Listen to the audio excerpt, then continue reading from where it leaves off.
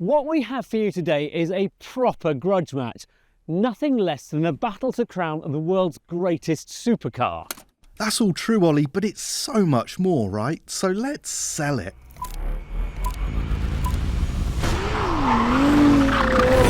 Ferrari 296 GTB, McLaren 750S, two epic supercars. Get ready for war. This summer's ultimate showdown is here. There can only be one winner. Okay, maybe we got a bit carried away, but this is the big one. Ferrari versus McLaren, hybrid versus pure internal combustion, and, let's be honest, two of the very best supercars ever built going head-to-head on road and track. They cost around £240,000 each, plus the inevitable extras. And whilst the Ferrari has the bragging rights with 819 horsepower, thanks to a 3-litre twin-turbocharged engine working in conjunction with an electric motor, the McLaren actually has the better power-to-weight ratio. Its 4-litre twin-turbo V8 is good for 740 horsepower, but with a carbon tub and no battery pack, it weighs just 1,389 kilos, literally hundreds of kilos lighter than the Ferrari. Anyway, there is much to do, so let's begin. And although this is a summer blockbuster of a test, the weather is very, very autumnal and inconsistent.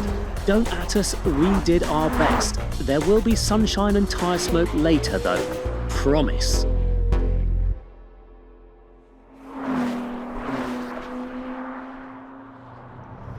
Welcome to Smurfland, everybody, where magical things can happen. This is the 296 and it is rightfully the benchmark. In a lot of ways, the McLaren should walk it, shouldn't it? On paper, it just doesn't quite add up for people who just care about the driving dynamics. But Ferrari do some incredible work, and this car is sort of magical. It really is. Watching that Ferrari struggle for traction ahead of me, yeah, this is not supercar weather up in Wales, but these are the conditions a supercar, a modern supercar, should still excel in, because you want it to be exciting and visceral and thrilling, even when it's not going absolutely ballistic and hasn't got conditions in its favour. And these really are. They are fantastic everyday cars. So first, let's talk about the engine. It's just such a lovely little engine. It doesn't have that rabid sharpness of, I don't know, 458 Speciale, my mostest favoritist car ever. But as turbocharged engines go in a modern supercar, it's so good. Ollie's belying it now, isn't he, by overtaking me. But yeah, the engine has this lovely, crisp throttle response because you've got that electric kick. And then when the engine seems to catch up with that boost, there's so much performance. But you'd expect that when you read the power output, wouldn't you? What you might not expect is how compact, how light and how small this car feels. That short wheelbase really does work, and it creates an agility that you just can't believe. Doesn't that Ferrari look corking on the road though? It almost forgive that colour scheme. Right, let's play with the modes a bit here. So I'm in sport on my powertrain and handling comfort, that's suspension, because I've still got adaptive dampers in this, and they're in, yep, just tickling it. You can start to feel the tyres having had enough. Just watching that Ferrari wriggle out of corners. But every time he gets like a 10-metre jump on me, because that hybrid system just goes so well, 160 horsepower instant kick, whereas I've got to wait for the turbos to just pick up, which, to be fair, doesn't take any time at all, because this engine now feels sharper, the gearbox feels sharper, it all feels a little bit more responsive than it did in the 720. But still, this concentration on dynamics in the McLaren, how wonderful this steering is. It is better than the Ferraris. in these conditions. You got much more communication from it. How great that sort of damping control is. Just there's so much feel in it, and then you've got this sledgehammer power, and when you hit it, this widescreen view out, it just feels like you're on the front of a roller coaster. It just punts you down the road so hard. Good point, Ollie. We should be clear that the Ferrari is an Assetto Fiorano package car, which means it's lighter, has a little more aero and features fixed-rate spool valve dampers. It's the hardcore one, as is this particular 750S with uprated track brakes, a titanium roll cage, god-awful centre seats, but still its adjustable suspension intact. In these conditions it's a help, as is the fantastically feelsome hydraulic power steering. Oh man, the Ferrari is good though. So engine great, gearbox fantastic, such agility, and the electronics are superb. I would not normally do this, but I'm going to put it in wet mode. The way the wet programming works, it doesn't cut sharply the power. It's like it just squeezes the performance down and then lets it back up again. So it is restrictive, but it's so clever and efficient in the way that it does it that it's not frustrating, and it feels part of this new sort of supercar personality. However, supercars, doesn't matter how clever they get, what you really want to enjoy about them is the simple thrill. And so if you wind it up from wet mode to say race mode or CT off, you really do get the unbridled supercar experience. The way this thing gets out of turns is incredible. The torque is fantastic. If it suffers anywhere compared to the McLaren, I think it's the steering. It's very quick and there's just not a huge amount of feel. And when you've got these sorts of conditions, you can turn, like I'm getting understeer there, I don't really feel it, it just happens. So you don't quite have the communication of the McLaren. This feels so planted, so agile. It feels like it's got a longer wheelbase than that Ferrari, which just feels so sharp into corners. But this is a less corrupted car than that. It's a more natural supercar to drive. Even in these conditions, you can cover ground at such a rate and you feel so part of the process. It really is something special. It makes the SF90 feel really sort of overwrought and clumsy. There's a delicacy about the car and an anger that's really timeless. As you might be able to tell, the 296 GTB and 750S are both fundamentally brilliant cars. The in-car impressions were given during miserable conditions, but later we found dry roads too, and the advantage ebbed and flowed almost mile by mile. However, we did come to some conclusions, so here's a recap before we head to the track. Okay then, which one did you prefer on the road? It's actually a pretty complicated question, isn't it? I would say, by a nose, the McLaren. Yeah. I think the weather really played into its hands. In the Ferrari, in the wet, the speed of the steering makes the car feel not nervous, but you don't get any slack to just feel what the car's doing. It's on that super stiff suspension. So I think the conditions played into the hands of the McLaren. They are closer, they're so good. I was really impressed with the tyres on that, which I thought were going to be a disaster, but were actually pretty good. But the Ferrari's engine is its sort of trump card, isn't it? Because it's just got so much torque. With that hybrid, it just hits hard wherever, whenever. It's got no fallback. And it sounds better. It sounds better. It's more exotic in the way it feels. Yeah. This thing at the top end is amazing. Yeah. But this thing's sort of amazing everywhere, from tick over to right to the limiter. So they're great, and I love this car. The different modes are really interesting, but effectively the car has one character and you just turn it up or down. And in this one, the different modes, they're trying to give it different feels. Sport mode's a bit more aggressive and, to me, a little bit artificial. But it's a gorgeous car. I love how compact it is. And the interior feels, to me, so much more special. Where you sit, just where you are in the chassis, you're right down there connected to the road. Yeah, completely. Although those seats, do you get on with those seats? No one gets on with those seats. No one gets on with those seats. I mean, they're just disaster. It's just carbon with some pads on it. They used to do really, really good carbon back sport seats, and those are not them. Yeah, P1 and 675 seats were perfect. Yeah, were perfect. But I guess the other thing about the interior of this that scores is you plug your phone in and you have Apple CarPlay and it works, which is not something that we could have said about McLaren's before. This thing, you don't have as nice a driving position, and it's impossible to understand what's happening. Yeah, and all those haptics on the steering wheel, all those buttons and things, they just don't work. They're just a nightmare to use. You give up.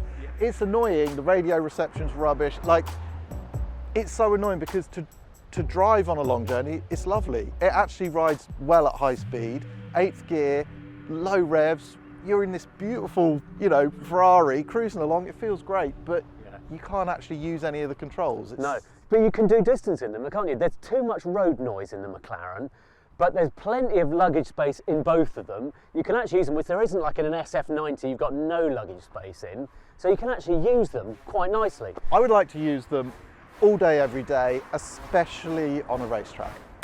Which is just over there. Yeah. Shall we go over there? Yes, please. Right. The racetrack on a dry, sunny day with a Ferrari 296 GTB Assetto Fiorano and a McLaren 750S with every performance and lightweight option fitted. What a dream. And it was for a while. Sadly, just as we started up those interior cameras, it felt as if waves from the Irish Sea were crashing directly onto the windscreens of our two blockbuster supercars. Maybe this is the Meg 3, only without the shark and with much worse driving. Anyway, please suspend some disbelief as we try to impart impressions from the dry in torrential rain. Right, here we go, out on track at Anglesey. Slight change in the weather conditions. It is hosing it down. But still, let's go for qualifying mode, shall we? I'm on a brand new set of tyres which I don't think are going to have any grip at all until we've got some heat in them. Oh no, they really haven't. So let's see what this 296 is like on track.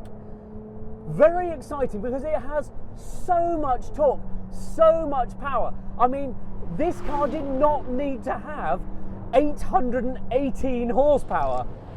100 less than that would have been more than adequate. And because you've got like 165 horsepower of electric, it's just instant torque. It just gives those turbos a chance to get going. They don't need much encouragement to do, really. Ooh, there's very, very little grip indeed.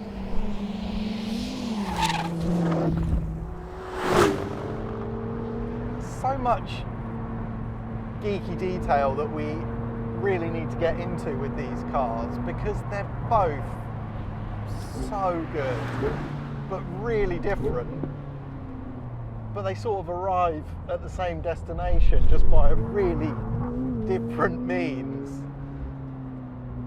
So straight away, as on the road, the environment is so much more focused in here. The driving position, where you are in the car in relation to the road, the view out, it's so good. And it gives you the old cliche about like a race car. This thing has power. So much top end run. So yeah, it feels more special, I think. More focused. And it feels like a real ground up thing, you know, everything is focused on the driver. And that extends to the steering feel, the brake feel, really, really good. The Ferrari's very fast steering, and in damp and wet conditions, it's not, you can't trust it, you can't leap. You can trust the car, you don't feel you can trust it because of the speed of the steering and response. This is more natural. And it's so fiery. On the road, the Ferrari does feel quicker, I think. because of the torque delivery is just insane. It's like this really revvy little engine, but with the torque of like a big block V8.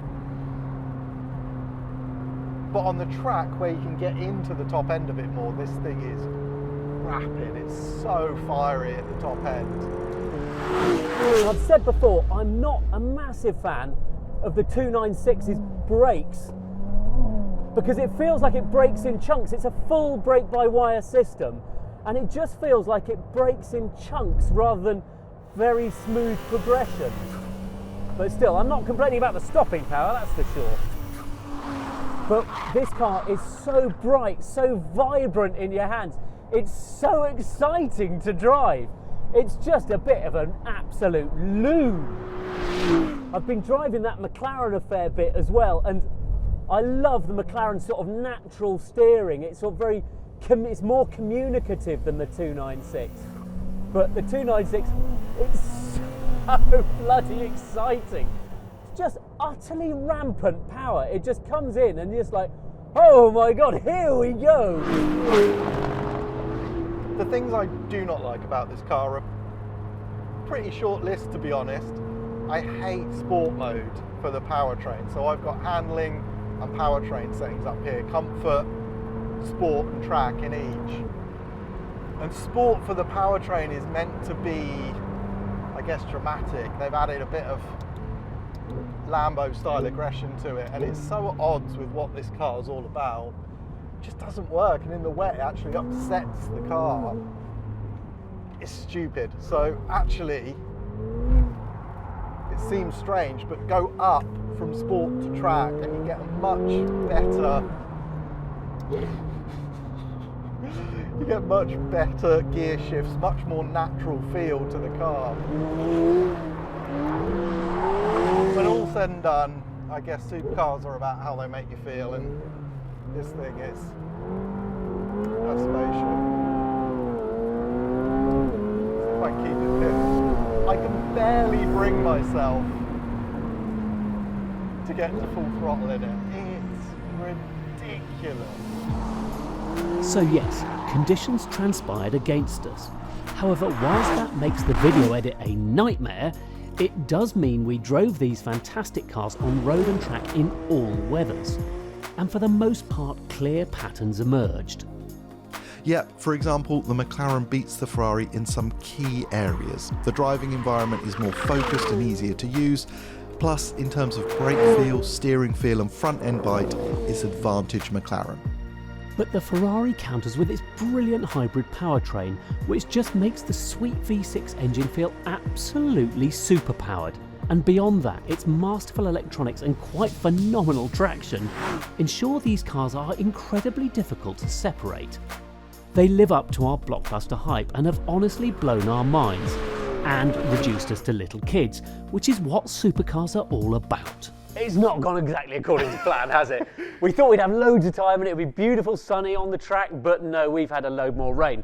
However, before it rained, we did have a good chance to have a go in them, didn't we? We drove them, and I think the main thing for me is just how insanely fast they are. They're how so exploitable, how fast, just how nutty they are. And there's nothing else, and we talked about this, there's nothing else in this class that does what these two do to the same extent. There's the Huracan Maserati MC20.